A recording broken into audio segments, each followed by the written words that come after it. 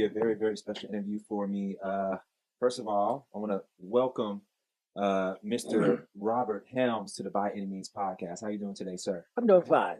All right. How are you doing? I'm doing really well. I'm doing really well. Thank you so much for your time today. Thank you. Obviously, it's December 21st, 2020. Right. The day of conjunction, if you're into, astrology and all that. I know that's not really a thing, but it's a Why really not? important day. Why not? Oh, well, it might be. It might be. I'm a Virgo. Okay. Mhm. Cancer. So what is it about Virgos? I don't know. Okay. But thank you so much for taking the time out today to do this interview. I just want to shed a little bit of light why this interview is really important to me. Right. Just to kind of shed some light on who you are as well. Mr. Robert Helm has written over about 36 plays, the author of 15 books, carpenter, small wooden ship builder, landscaper, roofer. That's probably just a chip of the many things this man can do. I've had the opportunity to be in a couple of your plays, and really, I've just been astonished just by your work ethic and just your ambition. Even at your age. So, thank you once again. All right, but is there anything you want to say at all before we get started?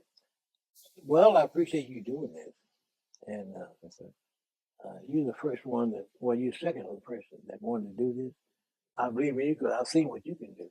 One of the things I thought was really interesting, just the kind of the time period you was born. I know you was born, I believe, in 1936. Absolutely. So, and from Sacramento, Kentucky. So, I think that makes you about 84 years old. Amen. Amen. Won't he do it? So yeah, just if you could talk to me a little bit about that time period, start with your childhood, your mother and dad, just, we'll just kind of go from there. Okay, well, like I said, my name is Robert Helm, and I'm from a little town in western part of Kentucky called Sacramento. Like a little farming community. They raised tobacco, soybeans, and hay, whatever, cattle and all that kind of stuff. Little town, about 500 people. And majority of people, I do believe, I found out later on, they're actually kin, black and white, were kin folks. Huh. And I don't know where all that came from, but I found all this out later that they were kin to each other.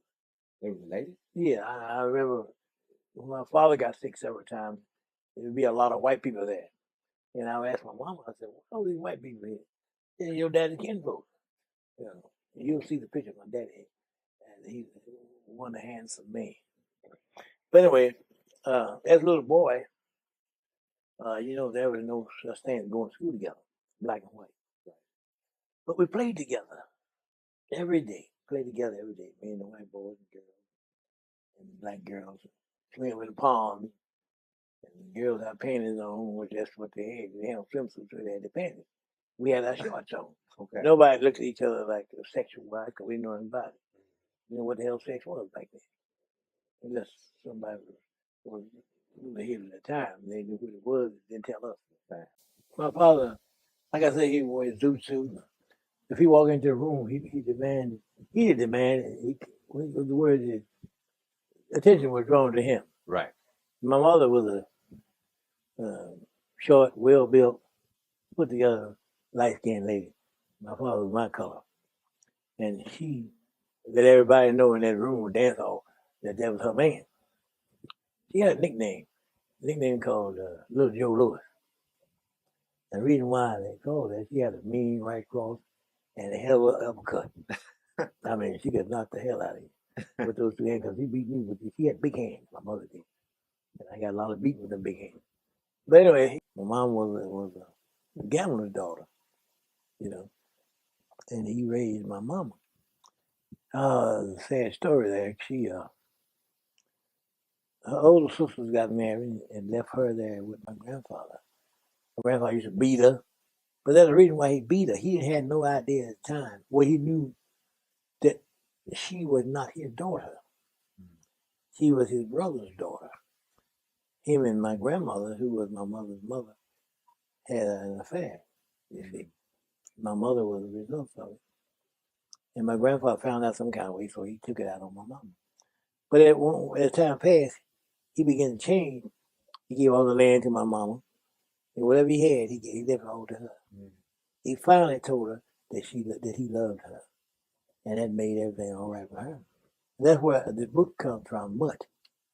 That's when I started writing that particular book. Mutt was about my mother and my grandfather, my father, all this stuff. And Mud is who? My mother. Okay, that was her name. But her real name is America Elizabeth. Okay. America Elizabeth Hampton. How many siblings, I guess, did you have? Well, there were 7 of us. There's 6. It was 4 girls and 3 boys. 7 of us, really. And it was 4 girls and 3 boys. So there's 2 boys left and 3 girls left. 5 of us left. My time in high school was one of the best times of my life. Mm-hmm. My mother always said, son, you better enjoy these times because there won't be no more like them. I didn't know what you're talking about. You know, because I was enjoying them. But after high school, I didn't know things going to get turned on me. So after high school, I had the opportunity to go to Kentucky State, Michigan, Illinois, and Indiana, play football. But friends of mine talking me out of it, you might say, because they want to join the Air Force. We joined together as a buddy group. So I didn't go to college. I went to the Air Force. Biggest mistake of my life. Mm.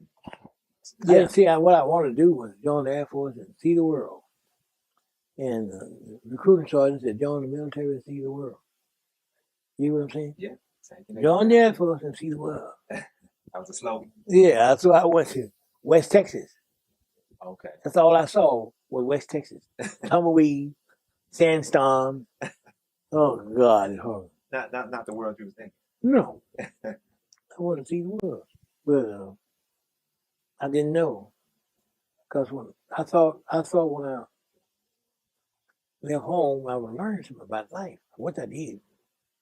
It wasn't easy because I didn't know these white folks were so damn mean. They would jump on you, gang them, jump on you, and all that stuff. This is the military. Mm-hmm. Mm. The military was horrible back then. But we learned to fight. We learned to fight.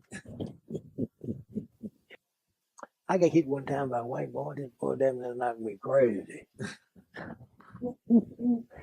But I got it back. That white boy knocked the hell out of me. But you know what I mean? They was harder to knock down than black folks. Mm. You know, because they were determined not to let no black man whoop their ass. But I kind of true they said. But that's why I learned about the races in the military.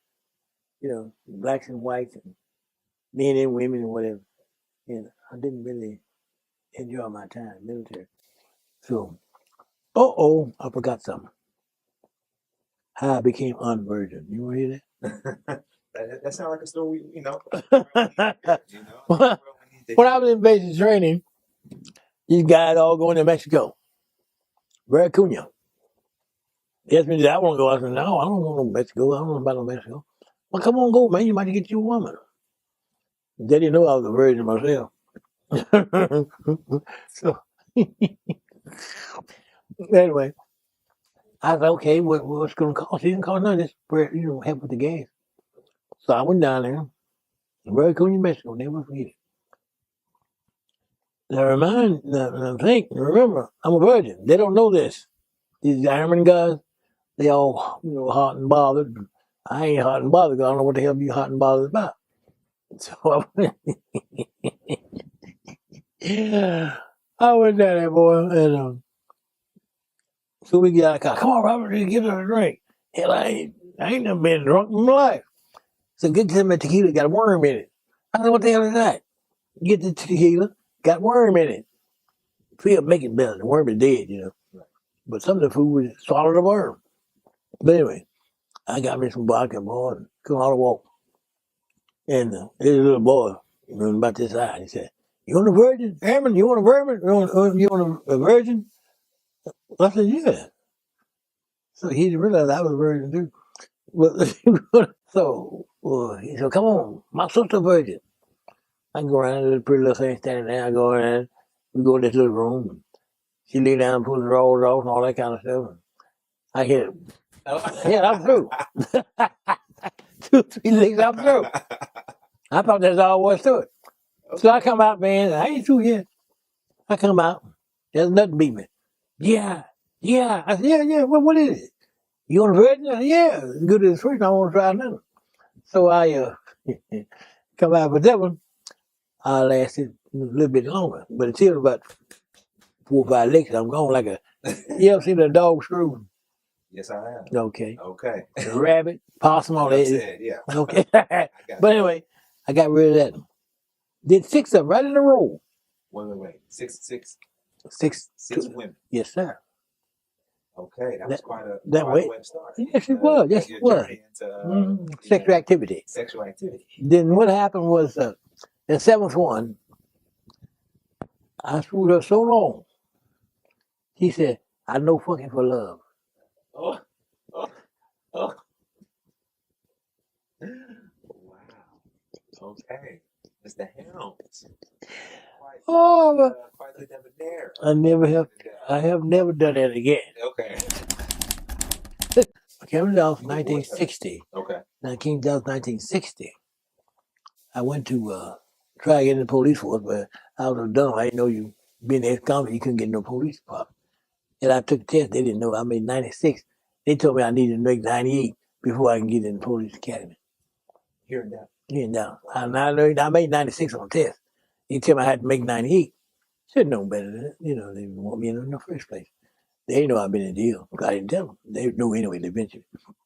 But anyway, with the city of Dallas, I got involved in politics. I ran for Area 9 representative. I won that. You ran for what? Area 9 representative. Okay. That's what we had back then. And I ran for that. I had long Cadillacs I was using to promote my candidacy. What do you call that shit? And I had a foghorn on top of the car.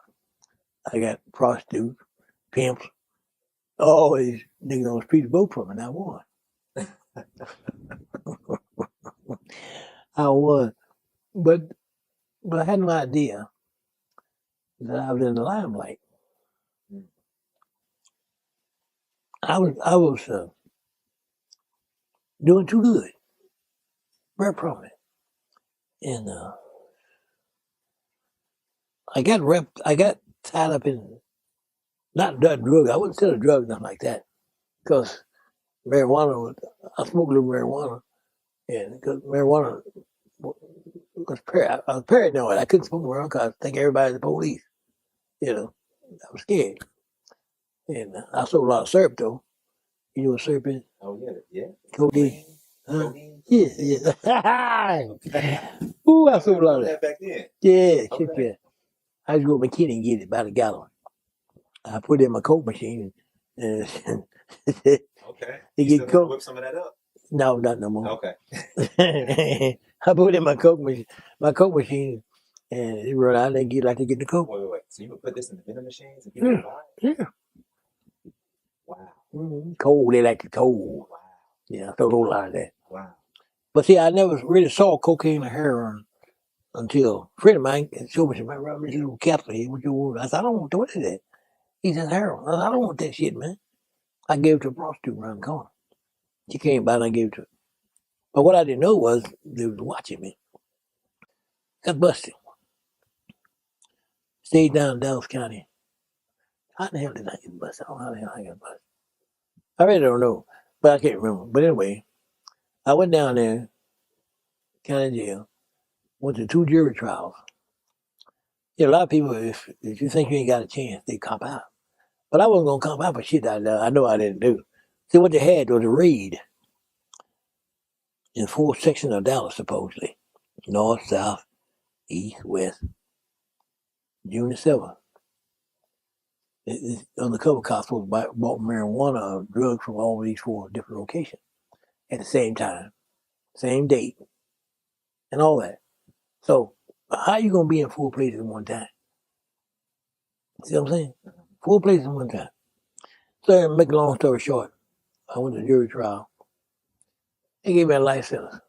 So, like, I'm assuming it's an all-white jury? Oh, you know it was. Okay, right. I guess, how are you feeling in that moment? Well, I wasn't feeling too good because I knew it was going to happen. I knew I was going to be found guilty because, tell you the truth, Wilson, you ain't going to believe this. I had 60 witnesses on my behalf and where I was at the time I sold this stuff to this black boy. Mm. 60. You know where it came from? From Madison High School. I had a party for all these kids on that particular day when I sold this marijuana. Sold this drug to this undercover cop. Oh, then again, to make a long story short, they found out eventually that this guy lied. He got 15 years eventually. And my lawyer, who came help me, was he became a senator and attorney general in Dallas, Texas. One that well, actually, I got myself out. I did 4 years. I mean, I stayed 4 years down in county jail here in the county. So most time when they find you guilty of a crime, especially a life sentence, they gonna send you straight to the penitentiary. Right. That was the influence I had over these white folks downtown. Mm. They didn't want me to leave. I was writing a book. My first started was called Rat Hole. Rat hole is a term that they use when the prisoners get ready to go inside the cell block. They say rat hole time. Mm. Like you're a rat, going to the Right. hole. And they liked what I was doing. And they protected me. But during that time, I was reading a lot of books. I read about 300 books while I was there. I read something every night. That's why my eyes bad because you ain't got no light. Mm. And I became a corridor boss. Corridor boss is you take care of all the young ones, and make sure you don't get raped and all that. And some of them did get raped. And they called me a cock blocker. A cop blocker. Cock blocker, I kept them fellas screwing them boys in the butt. You see, I never knew that I would meet some of them on the street, and I did, and they thanked me for keeping them from getting raped. Yeah, so that's my term in jail. But I finally got out of that, and they took away the life sentence. Patience. See, a long time ago, I told myself that I want to be a millionaire by the time I was 40. And I used to sit on my grandfather's porch. I hear this faraway sound of a train. Old train. They got to stop at Whispering over there. And I hear the sound of a faraway train. And that always inspired me hearing this train. I want to ride it one day. I remember I used to ride it with my grandfather, that big train. But I never became the millionaire that I wanted. But I made over $1 million for sure. But inspiration, desire, belief in myself, knowing that I wasn't raised like I was and all them times that I got busted, whatever. Only went to jail 2 times. Both times I had to stay. But believe in myself. Just believe in yourself. And I try to have other folk who believe in, but no, people don't believe in it like you do yourself. Right. So I always say that if you love yourself, nobody else has to love you. As long as you know you love yourself. And don't use people. Help them if you can. And that was always my goal. And then when I found out I could write, and when I found out I could write a play and make it come alive, make people laugh and cry, that really got me there. I said, shit, I'm a bad motherfucker. Right. I did. I said that. I guess, yeah. Tell me a little bit about that. I mean, you had the Deidre Lynn theater Mm-hmm. at one point there in South Dallas. I guess can you kind of explain to me how you went to start in that theater and kind of start writing plays and Okay. kind of walk me how far from getting out of jail to getting this theater? Kind of how did that all occur? So much has happened. I I'm trying to figure out when did I even think about writing a play. At the South Dallas Culture Center, you know where it is? Yeah. Uh, I had this, something came to me and says, who gonna buy your shoes? That was the name of Who Gonna Buy Your Shoes. First play. That was my first play. Okay. And it made it up entirely. Had a full house almost every night. Nothing contemporary like we have now. But from that, I went wild. I wrote 36 plays almost in a row. I mean, everything came to me. How many plays? 36. 36 plays. Yes. In a row. Damn near in a row. And by that time, I met that old pretty girl over there. And she believed in me, see. She didn't like me at first because I think I was too, what do you call it? Like that. Not progressive, but Pompous, a little. somehow or whatever. Ego. Yeah, I know. She didn't know I was going to get her. Right. But I know I did. So I've noticed, with working with you that, you do have somewhat of some of your fingers seem to be exactly, not here right now. So I mean, can you kind of explain, I guess, what happened there, and then how do you just still find the drive to push through and do all the things and build all the things that you do now? Well, I worked at this paper company called Texas Envelope. And I was one of the best paper cutters. I cut out paper, then I make envelopes. Cut out envelope forms. And I worked at night shift. And we always had a record. Every time I came in at night, somebody went past my record. And I would try to beat them day shift. And I would beat them every time. But what happened was I was tired that particular day. And that machine would sometimes come down by itself. And I knew that. But I wasn't being watchful. Thing came down and whacked my fingers off.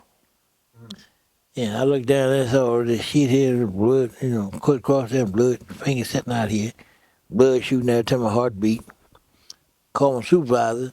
He come trying to tie it up and he faints. He faints on me. The blood shoots down. Wow. And he faints on me. So finally we got the, ambulance out there and took me to Baylor Hospital.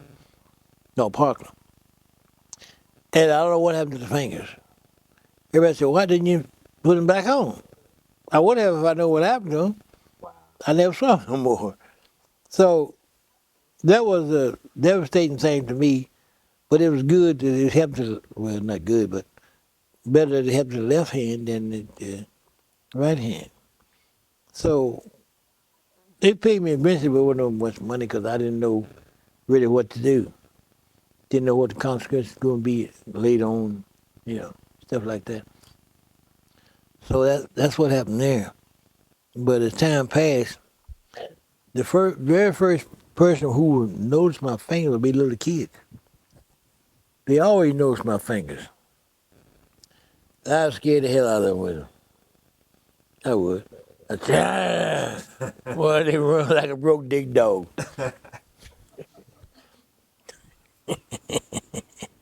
So that's about what happened to these fingers. Okay.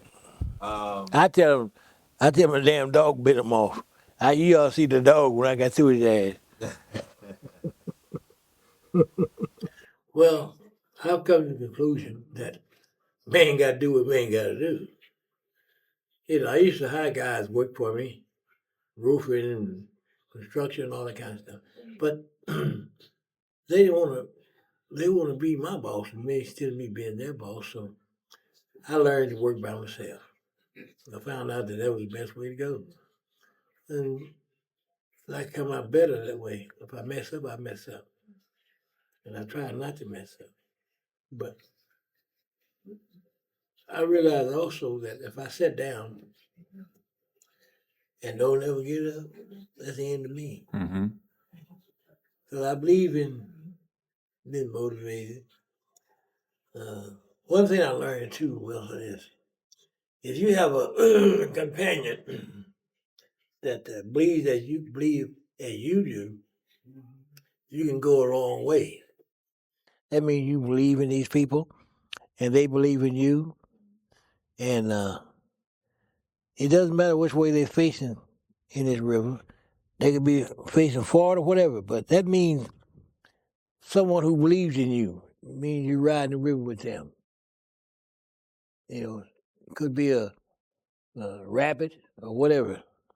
But if you can find a friend, male or female, that you can ride the river with, they will be your friend lifetime. Man, if your life story, could be a title, either of a book or a movie, I guess, what would that title be? You can take your time. Let me tell you about my time.